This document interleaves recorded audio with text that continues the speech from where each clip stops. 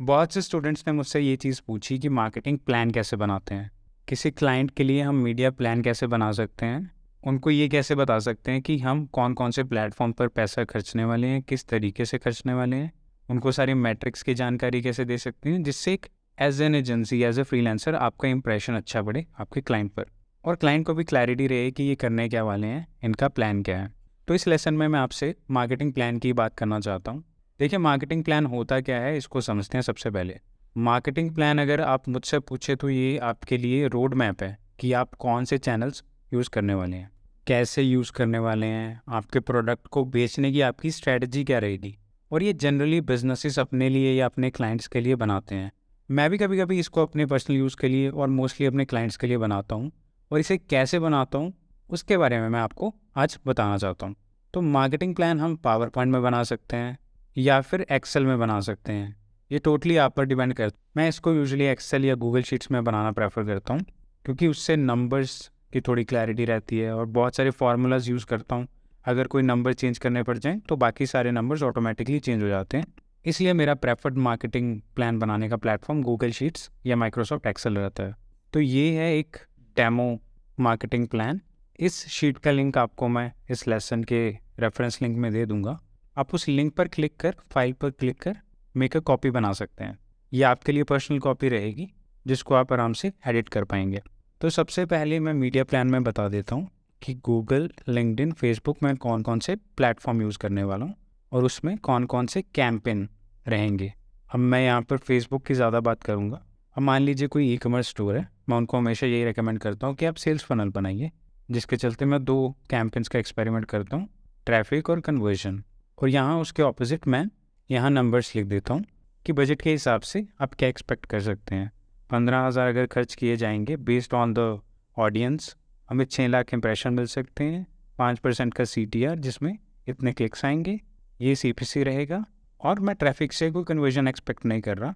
Conversion मैं expect करूँगा remarketing करते हुए कन्वर्जन कैंपेन से, जहाँ पर हम जितना भी मैं ट्रैफिक पे एलोकेट कर रहा हूँ उससे डबल कन्वर्जन पे एलोकेट करूँगा, और वहाँ से आप कन्वर्जन एक्सपेक्ट कर सकते हैं। इंप्रेशन चाहे कम आएंगे लेकिन क्वालिटी क्लिक्स मिलेंगे आपको, और वहाँ से इतने सारे कन्वर्जन मिल सकते हैं। ये चीज़ मैं शीट्स में लिख देता हूँ और क्लाइंट के साथ बाद में कॉल करता हूँ कि ये ऐसी सारी चीज़ें होंगी अगर उन्हें कहीं भी डाउट है। ऐसा भी बहुत से केसेस में हुआ है जहाँ पर क्लाइंट्स को कॉल की ज़रूरत ही नहीं पड़ती, उन्हें शीट देख के सब कुछ समझ आ जाता है। अगर उन्हें कहीं भी प्रॉब्लम आती है कि मुझे ये फिगर कैसे आया, नहीं समझ आ रहा, आप ये कैसे करोगे, कैसे आया, तो मैं उनको कॉल पर ये सारी चीज़ें समझा देता हूँ। और यहाँ पर मैं एक आइडिया दे देता हूँ कितने चार्जेस रहेंगे, और ये डेली स्पेंड मैं आपको रेकमेंड कर रहा हूँ, फाइनेंशियल्स का आइडिया दे देता हूँ।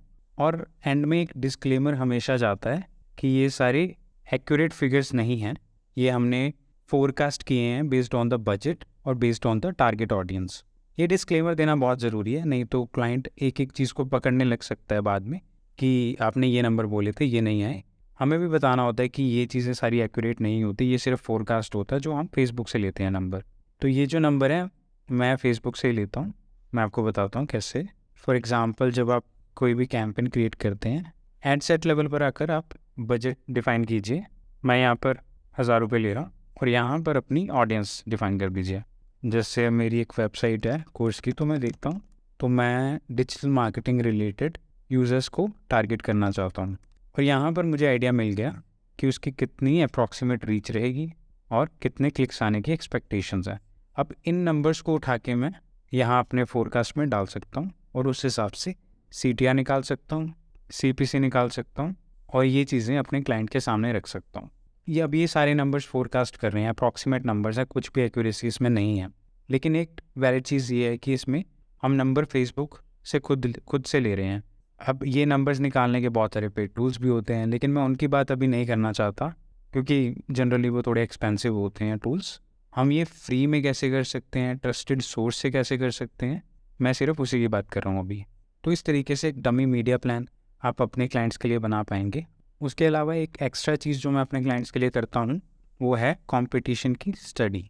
फॉर एग्जांपल, अगर मेरा क्लाइंट ऑनलाइन क्लोथिंग में है तो मैं कुछ कॉम्पिटिटर्स, 5 से 6 कॉम्पिटिटर्स उनके ढूंढ के गूगल से, फेसबुक से यहाँ पे लिस्ट डाउन कर दूँगा।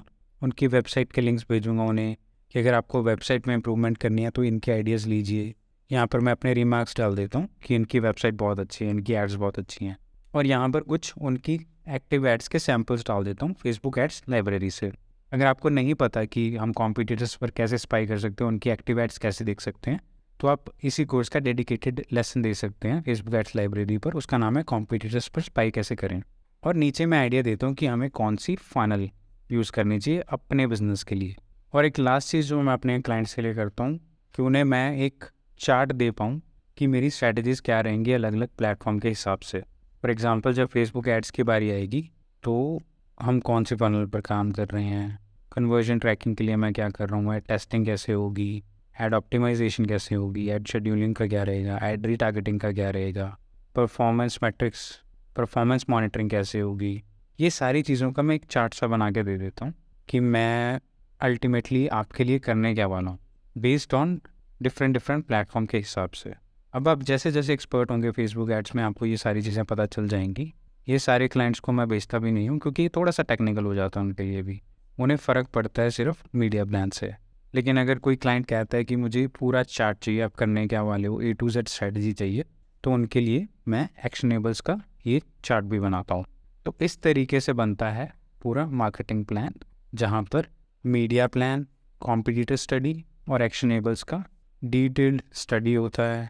और एटलीस्ट ये एक क्लैरिटी देने की कोशिश करता है क्लाइंट को कि मेरे पैसे कहाँ खर्च किए जाएंगे, किस तरीके से खर्च किए जाएंगे। और क्लाइंट का आप में कॉन्फिडेंस बढ़ाता है कि इस बंदे को नॉलेज है, ये मेरे कैंपेन्स ईजिली हैंडल कर पाएगा। और ये ऐसा नहीं है कि आपको इसी तरीके से मीडिया प्लान यूज़ करना है, इसी तरीके से कॉम्पिटिटर स्टडी यूज़ करनी है। आप इसको अपने हिसाब से मॉडिफाई कर सकते हो, जिस तरीके से आपको देखने में अच्छा लगे, आपको क्लाइंट को समझाने में आसान लगे। अगर आपको लगता है कि मेरा क्लाइंट कुछ एडिशनल चीज़ें मांगता है तो आप वो वाली टैब भी ऐड करके अपने हिसाब से इसको कस्टमाइज़ करें और इसको और अपीलिंग बनाएं। तो ये था चैप्टर मार्केटिंग प्लान के ऊपर, किस तरह हम अपने क्लाइंट को बता सकते हैं कि हम आपका पैसा किस तरीके से कहाँ पर कैसे खर्च करने वाले हैं।